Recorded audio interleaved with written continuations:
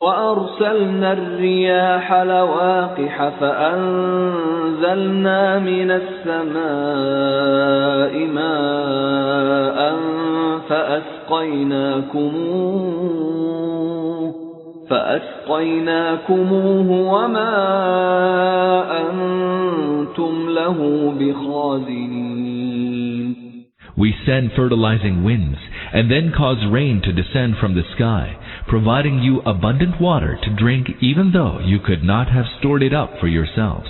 وَإِنَّا لَنَحْنُ نُحْيِي وَنُمِيتُ وَنَحْنُ الْوَارِثُونَ. It is indeed we who grant life and cause death, and it is we who shall be the sole inheritors of all. 15. It is to impress this, your worldly life and all you possess are transitory and temporary, and Allah alone is eternal.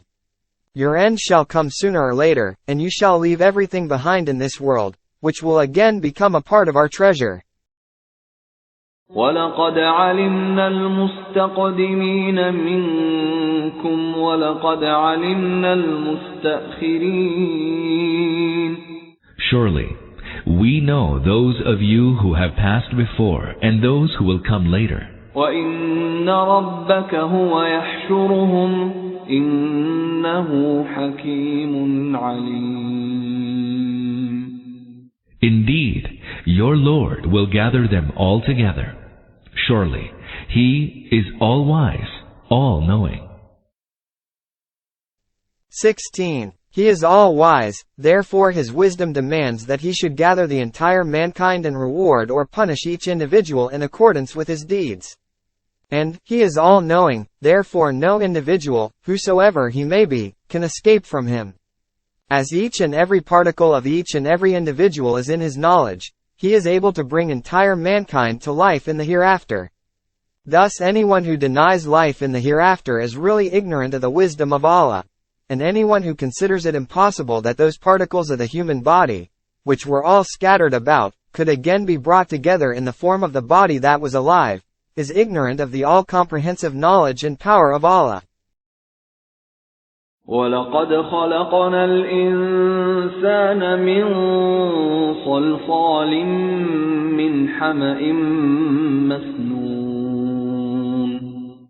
Surely, we brought man into being out of dry wringing clay, which was wrought from black mud. 17. The Arabic word salsal means the dried clay which produces a sound like pottery. Hams is the black mud which has become so rotten as to be in a fermented state. Masnun has a double meaning, a, rotten clay which has become greasy, b, clay which has been molded into a shape. It is clear from the wording of the text that at first the image of man was made of clay from rotten earth, and when it dried up, soul was breathed into it. Thus the Quran positively refutes the Darwinian theory of evolution that man came into existence after passing through continuous genetic adaptations. It will, therefore, be a futile attempt, as some modernized commentators have done, to prove that theory from the Quran. وَالْجَانَّ خَلَقْنَاهُ مِنْ قَبْلُ مِنْ نَارِ السَّمُومِ. While we had brought the jinn into being before, out of the blazing fire. 18. As samum is not wind, nari samum will mean flame of intense heat and not of fire. This is the explanation of those passages in which it has been stated that jinns have been created from fire. While we had brought the jinn into being before, out of the blazing fire. Samum denotes blazing wind. Used in conjunction with nar, the word suggests intense heat. This explains the Quranic statements which mention the jinn to have been brought into being out of fire. وَإِذْ قَالَ رَبُّكَ لِلْمَلَائِكَةِ إِنِّي خَالِقٌ بَشَرًا مِّن صَلْصَالٍ مِّنْ حَمَإٍ مَسْنُونٍ. Recall when your Lord said to the angels, I will indeed bring into being a human being out of dry wringing clay wrought from black mud. فإذا سويته ونفخت فيه من روحي فقعوا له ساجدين. When I have completed shaping him and have breathed into him of my spirit, then fall you down before him in prostration. 19. And have breathed into him of my spirit, means when I have cast a reflection of my divine characteristics on him. This shows that the soul of man implies life, knowledge, power, will, discretion and other human characteristics in the aggregate.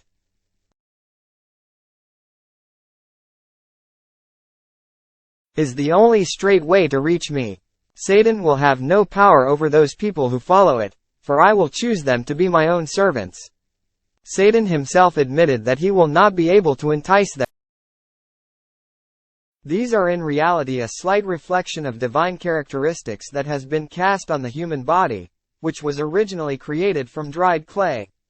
And it is this divine reflection on the human body which has raised him to the position of the vicegerent of Allah and made him that worthy being before whom angels and every earthly thing should bow down. As a matter of fact, the source of each characteristic of everything is one divine characteristic or the other, as is borne by a tradition. Allah divided mercy into 100 parts. Then he reserved 99 parts for himself and sent down the remaining 1 part to the earth. It is because of that 1 part that the creatures show mercy to one another. So much so that it is due to this that an animal refrains from placing the hoof on its young ones.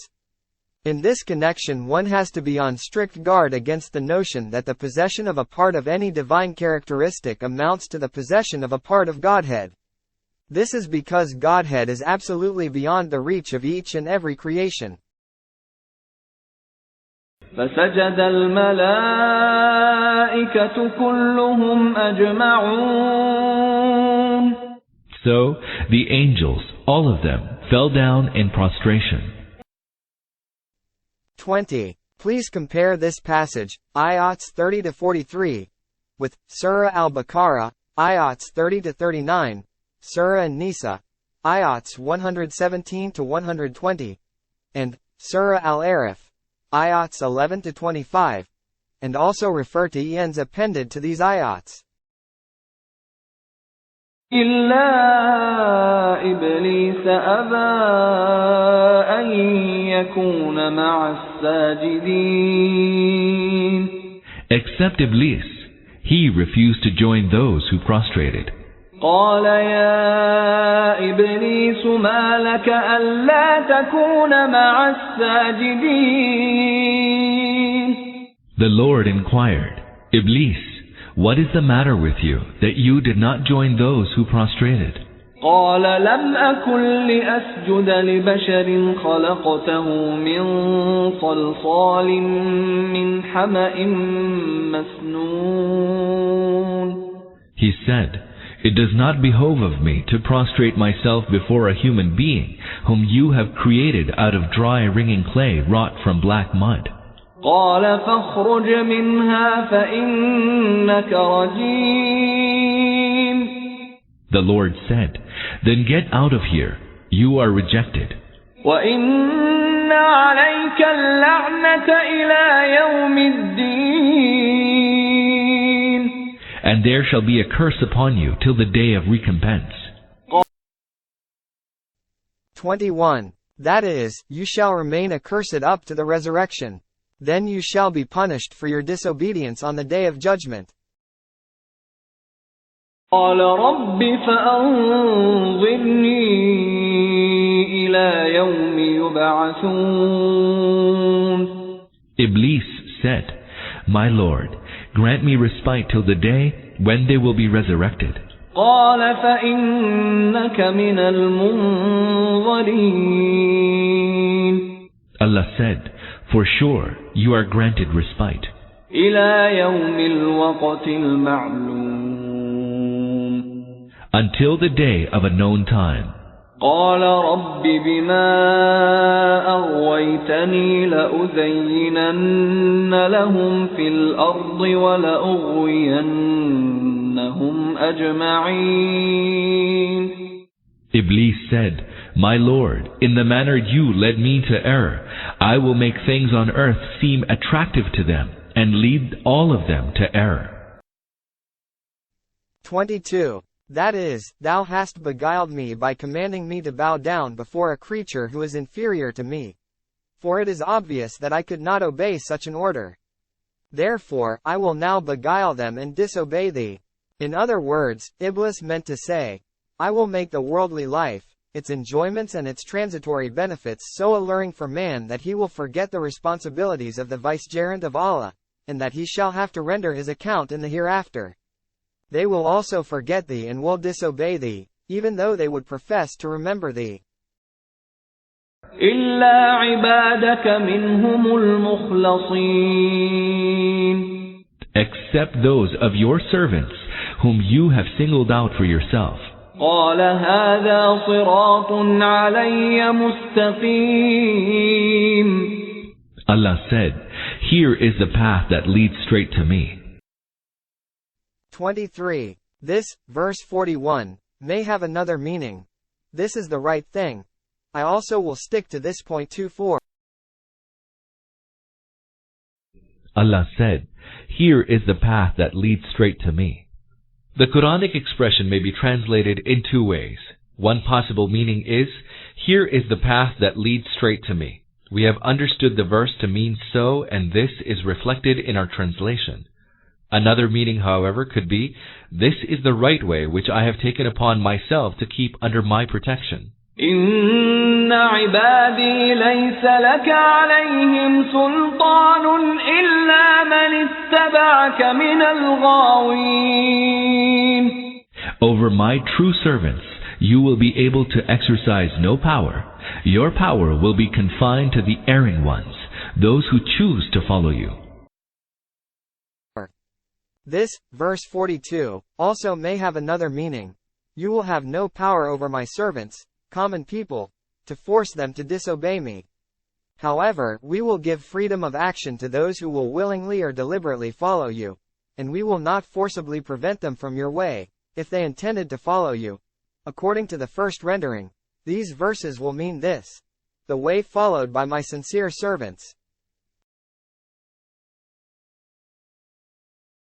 is the only straight way to reach me. Satan will have no power over those people who follow it, for I will choose them to be my own servants. Satan himself admitted that he will not be able to entice them. On the contrary, he will succeed in beguiling those people who themselves will deviate from the way of obedience. They will then wander farther and farther away following his temptations and allurements.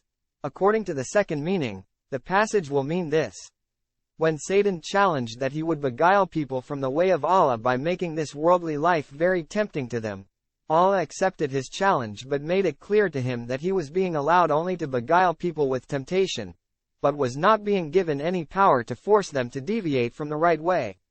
At this, Satan clarified that his challenge did not apply to those people whom Allah will choose for himself. As this exception might have led to a misunderstanding that Allah may choose any people for himself to keep them safe and secure from the reach of Satan, Allah clarified it, saying, only that person will follow you, who himself will deviate from the right way. As a corollary to this, that person, who will not deviate from the right way will not follow you, and will, thus become our servant, whom we will choose for ourselves. وَإِنَّ جَهَنَّمَ لَمَوْعِدُهُمْ أَجْمَعِينَ. Surely, hell is the promised place for all of them. 25. In order to comprehend the purpose for which the story of Prophet Adam and Satan has been related here, we should keep in mind the context in which this has occurred. In the preceding, verses 1 to 25, it has been stated that the disbelievers were following the ways of deviation that would lead them to perdition. This story has been related to warn them that the ways they were following were the ways of Satan, their eternal enemy, so as to say, you should realize the consequences of following Satan, who has enticed you in this snare, and is leading you to the lowest depths of degradation because of this enmity and envy. In contrast to this, our Prophet is doing his utmost to free you from his snare and lead you to the height of success, which as a man you should desire to achieve. But it is a pity that you are regarding your enemy, Satan, as your friend, and your friend, our Prophet, as your enemy. Secondly, the story also makes quite clear to them this thing. There is only one way of salvation, and that is the way of obedience to Allah. If you discard this way, every other way will be a way of Satan which will take you directly to hell. Then this story is meant to bring home to them this fact: you yourselves are responsible for your wrong deeds and not Satan, for the most he can do is to beguile you from the obedience of Allah and hold temptations before you. It is, therefore, your own concern and responsibility to be beguiled or not to be beguiled by Satan. لها 7 أبواب لكل باب منهم جزء مقسوم. There are 7 gates in it, and to each gate a portion of them has been allotted. 26. Sinners will be divided into different groups in accordance with their different sins for their entry into hell from 7 different gates specified for each different sin. For instance, the group of atheists shall enter into hell by one of the 7 gates specified for their group. Likewise, mushriks, hypocrites, self-seekers, sensualists, tyrants, propagandists and leaders of disbelief etc. shall each enter into hell through the gates specified for their group. إن المتقين في جنات وعيون. As for the God-fearing, they shall be amid gardens and springs. ادخلوها بسلام آمين. They will be told, enter it in peace and security. ونزعنا ما في صدورهم من غل إخوانا على سرر متقابلين. And we shall purge their breasts of all traces of rancor, and they shall be seated on couches facing one another as brothers. 27. The righteous people are those who did not follow Satan but feared Allah and lived lives of obedience to him. 28. That is, if any spite might have been caused in their hearts in this world because of misunderstandings between the pious people, it shall be removed at the time of their entry into paradise, and they will bear no ill feelings there against each other. Refer to En. 320 of Surah Al-Araf. لا يمسهم فيها نصب وما هم منها بمخرجين. They shall face no fatigue in it, nor shall they ever be driven out of it.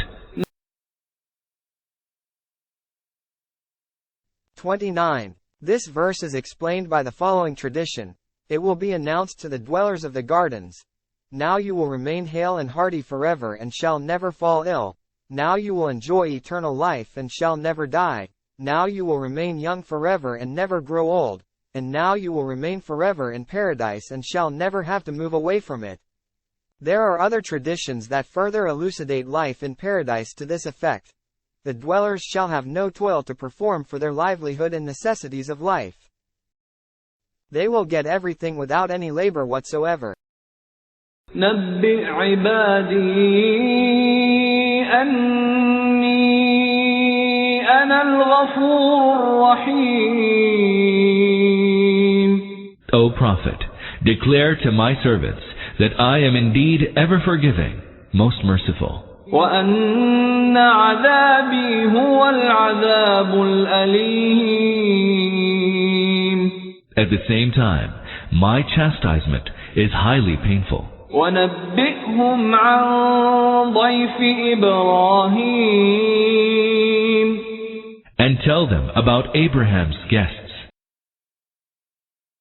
30. The story of prophets Abraham and Lot, peace be upon them, has been related to tell the disbelievers of Makkah how angels come down with truth. This was in response to their demand, why do you not bring angels before us, if what you say is true? Ayat 7. Then, only this brief answer was given. We do not send down angels in this way. When they come down with truth. Ayat 8. Now these two events are cited as two concrete forms of truth with which the angels came, as if to ask the disbelievers, now decide for yourselves which of these two forms of truth would you want angels to bring to you. It is obvious that you do not deserve that truth which was sent to Prophet Abraham.